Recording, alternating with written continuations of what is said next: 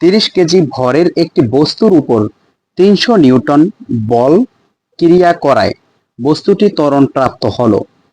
এখন তোমাকে বলছে বস্তুটির ত্বরণ নির্ণয় করো। তোমাকে যখন ত্বরণ নির্ণয় করতে বলবে তখন তুমি লিখবা আমরা জানি। আমরা জানি আমরা জানি একটি সূত্র আছে, বলের সূত্র, যে বলের সূত্রটা এফ এফ সমান সমান এম এ। বলের সূত্রটা কি? এফ সমান সমান কি? M A. এখান থেকে তোমাকে কির মান নির্ণয় করতে বলছে। এখানে তোমার কি কি দেওয়া আছে দেখো। এখানে এখানে তোমার যে মানটা দেওয়া আছে 30 কেজি। কেজি যেটা সেটা হচ্ছে ভর। ভর ভরকে এম দ্বারা প্রকাশ করা হয়। এম এর মান আছে 30 কেজি। এম এর মান কত কেজি আছে? 30 কেজি। ভরকে সবসময় কি দ্বারা প্রকাশ করা হয়? এম দ্বারা। এম এর মান কত কেজি? 30 কেজি। ভরের একটি বস্তুর উপর উপর 300 নিউটন বল। বল যেটা বল বলকে এফ দ্বারা প্রকাশ করা হয়। বলকে কি দ্বারা প্রকাশ করা হয়? এফ দ্বারা। কত নিউটন? 300 নিউটন।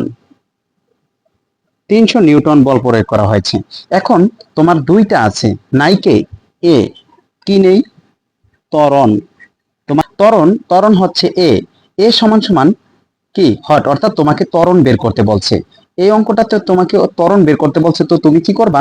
তুমি কি করবা? লিখবা আমরা জানি এফ সমান সমান এম এ, অর্থাৎ বলের যে সূত্রটা সেই সূত্রটা লিখবা। বলের সূত্র হচ্ছে এফ সমান সমান এম এ।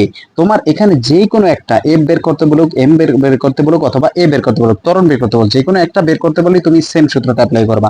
এখন তোমার কাজ কি? এখন তোমার কাজ ভাইয়া এটাকে এক পাশে রেখে দিও। যেহেতু এন এ নির্ণয় করতে বলছে, তো তুমি লিখতে পারো বা এফ, এই যে এটা গুণ অবস্থায় আছে, এই পাশে এসে ভাগ হয়ে যাবে। ইকুয়াল টু তুমি কি লিখতে পারো? এ লিখতে পারো। কারণ এই পাশে এটাকে রাইখা দিলাম, এটা গুণ অবস্থায় আছে, এই পাশে এসে কি হয়ে গেছে?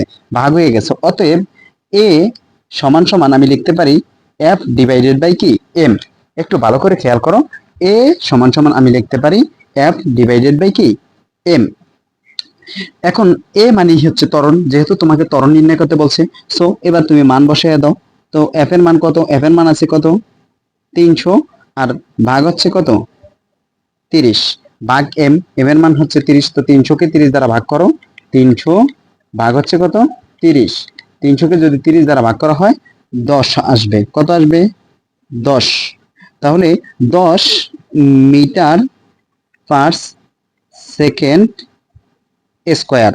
তাহলে এটাই হচ্ছে এই অঙ্কটার সঠিক আনসার। বলছে 30 কেজি ভরের একটি বস্তুর উপর 300 নিউটন বল ক্রিয়া করায় বস্তুটির ত্বরণ প্রাপ্ত হলো।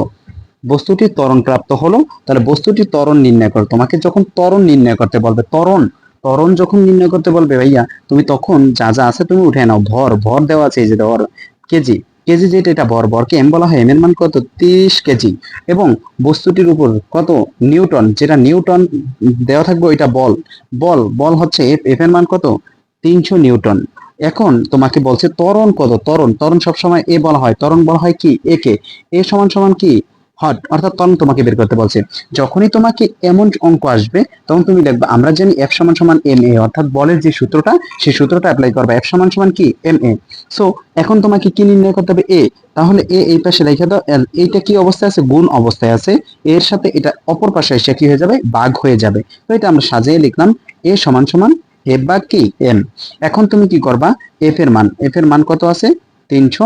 আর হচ্ছে এম এর মান, এম এর মান আছে কত? 30। এবার 300 কে 30 দ্বারা ভাগ করলে 10 মিটার পার সেকেন্ড আসবে। অর্থাৎ বস্তুটির ত্বরণ হবে কত? বস্তুটির বস্তুটির ত্বরণ ত্বরণ হবে 10 মিটার পার সেকেন্ড কি? Square. 10 metre per second square. এটাই হচ্ছে এই অঙ্কটির সঠিক আনসার। এই টাইপের আরো গুরুত্বপূর্ণ ভিডিও পেতে ভিডিওগুলো লাইক কমেন্ট শেয়ার করে আমার সাথে